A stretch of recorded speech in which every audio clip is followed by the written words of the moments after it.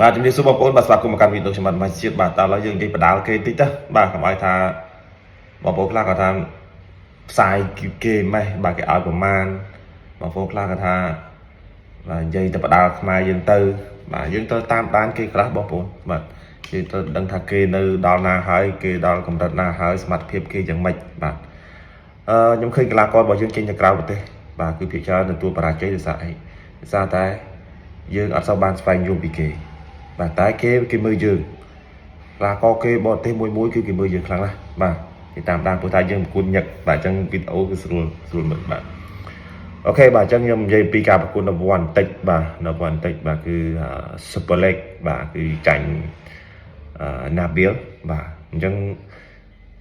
ក្នុងមួយគូនេះគឺខ្ញុំឲ្យគាត់សម្គាល់មើលតិចបាទដូច Nabil អញ្ចឹង Nabil គឺកម្រិតរបស់គាត់គឺវាយដំបូងគឺស្មើជាមួយនឹងអាមេរិកទេប៉ុន្តែគឺគេឡើងបន្តិចគឺការប្រកួតរបស់គេគឺគេមានស្តង់ដារអញ្ចឹងណាបាទគេមានស្តង់ដារអញ្ចឹងអឺគេឈ្នះអ្នក B អញ្ចឹងទៅគេឡើងឈ្នះប៉ះអ្នក A ប៉ះអ្នក A ឈ្នះអញ្ចឹងទៅគេឡើងប៉ះ A+ អីចឹងទៅអញ្ចឹងគេមានកម្រិតរបស់គេនៃការខំរបស់គេបាទអញ្ចឹងគឺការប៉ះជាមួយនឹង Super League នេះគឺទី1 Super League គឺគាត់គាត់ថាគាត់អស់អារម្មណ៍នៅក្នុងការវាយប៉ុន្តែបើយើងមើលតាមជាក់ស្ដែង Super League ក៏គាត់ពិបាកវាយជាមួយនឹង Nabil ដែរបាទ Nabil គឺគេចាប់របៀបនៃការវាយរបស់ Super League បាទគឺគេវាយបោះជង្គង់គេវែងហើយគេហាត់ដល់ដែរបាទហើយ Super League គឺគាត់ថាអត់សមមានអារម្មណ៍វាយដែរចឹងបូកផ្សំគ្នាទេបាទបូកផ្សំគ្នាទេបាទចឹង Nabil គឺគេធ្វើបានល្អបាទមិនថាគេមិនចង់មិនថា Super League មិនចង់ឈ្នះទេគឺចង់ឈ្នះដែរប៉ុន្តែគេមើលទៅបាក់ឈ្នះអញ្ចឹងថៃគ្នាឯងផងគឺគេគិតថាទៅមិនរួចបាទហើយវាយក៏គេខ្ជិលប្រឹងបាទយើងខ្ជិលប្រឹងប៉ុន្តែបើប្រឹងទៅគឺក៏ពិបាកឈ្នះដែរបាទបើប្រឹងទៅឈ្នះគឺក៏គេប្រឹងដែរបាទអញ្ចឹងគឺណាប់វាគឺគេឡើងបាទគេឡើងស្មារតីរបស់គេបាទអញ្ចឹងនិយាយមួយទៀតនិយាយពីតាវ៉ាន់ឆៃបងប្អូនខ្លះថាតាវ៉ាន់ឆៃល្អទាត់បាទដៃរបស់តាវ៉ាន់ឆៃក៏ល្អដែរមិនអត់ល្អណាបាទបងប្អូនឃើញតាវ៉ាន់ឆៃវាយជាមួយនឹងអឺ Super Bowl នេះបាទគឺគេផ្ដួលកម្ដាប់ដៃបាទដៃរបស់គេលឿនហើយវាយកង់ចេញម្រាមទៀតវាយជាមួយនឹង Super Bowl ដែល Super Bowl សិតតែជាកីឡាករលំដាប់របស់ថៃធ្លាប់វាយទាំង kick boxing ទៀតប៉ុន្តែវាយជាមួយនឹងតាវ៉ាន់ឆៃដូរដៃអត់ទាន់តាវ៉ាន់ឆៃក៏ល្អដែរប៉ុន្តែប៉ះជាមួយនឹងជប៉ុនជំនាញនេះគឺស្ពៃរបស់ជប៉ុនតែម្ដងជប៉ុននេះគឺគេវាយនឹងបាទគឺនឹងគេធន់បាទគឺធន់គេចូលស្អាតបាទគឺក្បាច់របស់គេដោយសារគេសិក្សាពីគូប្រកួតបាទគេសិក្សាពីតាវ៉ាន់ឆៃគឺគេអត់ឈរហើយគេអត់វាយញ៉ៃញ៉ៃទេបាទគឺសារគេរឹងផងអញ្ចឹងគេចូលមកគៀកគឺគេត្រៀមថាឲ្យតែតាវ៉ាន់ឆៃប្រហែលគឺគេកាត់យកមក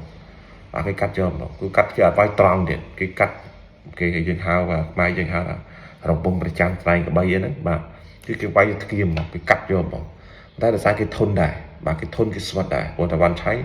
វាយចូលច្រើនដែរប៉ុន្តែគឺគេអត់មានមហាយការៈអីទេបាទអញ្ចឹងគឺគេបិទស្អាតហើយគឺគេចូលគៀកមកបាទចូលគៀកគេអត់ឲ្យតាវ៉ាន់ឆៃមានចន្លោះទាត់ឬក៏វាយឲ្យថយបានទេបាទគឺគេចូលគៀកតាមរហូតដល់ទឹក3គេធ្វើបានចម្រាច់បាទទឹក3បានគេធ្វើបានដៃគេធ្ងន់ផងបាទអញ្ចឹងនេះគឺចំណុចមួយដែលគេសិក្សាពីប្រកួតច្បាស់បាទសិក្សាពីប្រកួតច្បាស់ហើយយើងនិយាយពីរត់ថាំងបាទរត់ថាំងប៉ះជាមួយនឹងតាកេរុបាទរត់ថាំងវាយជាមួយតាកេរុនោះដំបូងគាត់ថា kick boxing គឺរត់ថាំងគាត់ពិបាកប៉ុន្តែរត់ថាំងគឺគេដូរដៃបាទគេចូលដូរដៃបាទអាចថាជារឿងមួយល្អរបស់គាត់វាយកាត់ហ្នឹងនិយាយរួមគឺកីឡាករលំដាប់ខ្ពស់ចេះបើថាវាយត្រង់វាយចូលមុខគឺអត់ងាយស្លាប់ទេប៉ុន្តែតាចូលធ្គាមគឺលំដាប់ណាស់ដែរតាចូលធ្គាមហើយគឺទៅហើយបាទតាគេរត់មិញក៏ចូលធ្គាមចូលអាខោរបស់រត់ថាំងបាទចូលរំងប្រច័ណ្ឌរបស់រត់ថាំងដែរបាទគឺគាត់វាយចំហៀងបាទបើមិនគាត់វាយពីមុខ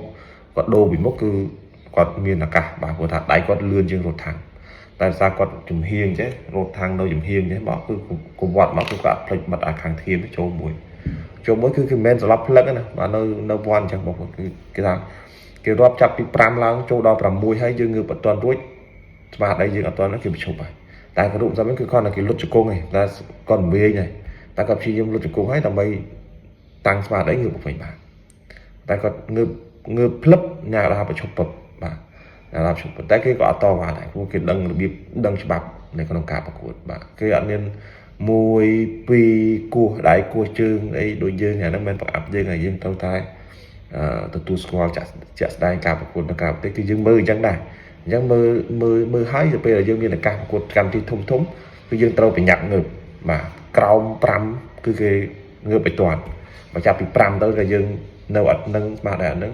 គឺគេប្រឈប់ហើយបាទលំដាប់ប្រកួតស្អីម្ចាស់ផ្ទះក៏ដោយខ្សែក្បាត់ដល់អត់មានពជាដូចយើងថាអូប្រកួតខ្សែក្បាត់ត្រូវតែទុកឱកាសឲ្យយូរជាងនឹងវាយឲ្យយូរជាងនឹងអីបាទជាក់ថ្មិញហើយអីលាងទឹកលាងអីស្លាស់ទេបាទតែក៏រួមទៅមិនថាវាយនៅយើងវិញងើបមកវិញធ្វើ7 8ងើបមកងក់ក្បាលទៅលាងថ្មិញទៅអីបាយស្រួលនៅທາງទៅវិញផងតែសងវាសងដាក់ទៅនិយាយអញ្ចឹងមិនថាបង្អាប់យើងទេបើតែយើងត្រូវមើល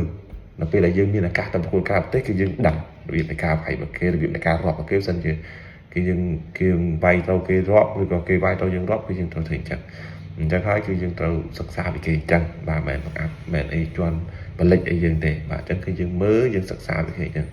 បាទក្បាច់បច្ចេកទេសគេការផ្សេងយើងមើលខ្លះទៅបាទអញ្ចឹងគឺរត់ທາງជាតិទឹកមួយបាទរត់ທາງជាតិទឹកមួយអរគុណបាទសម្រាប់ការតាមដានវីដេអូខ្ញុំបាទម៉ៃជាតិបាទគឺខ្ញុំមានតែប៉ុណ្្នឹងទេបាទសម្រាប់ការចែកចំណែកជូនបងប្អូនបាទអរគុណសម្រាប់ការតាមដានវីដេអូខ្ញុំបាទជួយ share ជួយ subscribe បាទ channel ខ្ញុំបាទ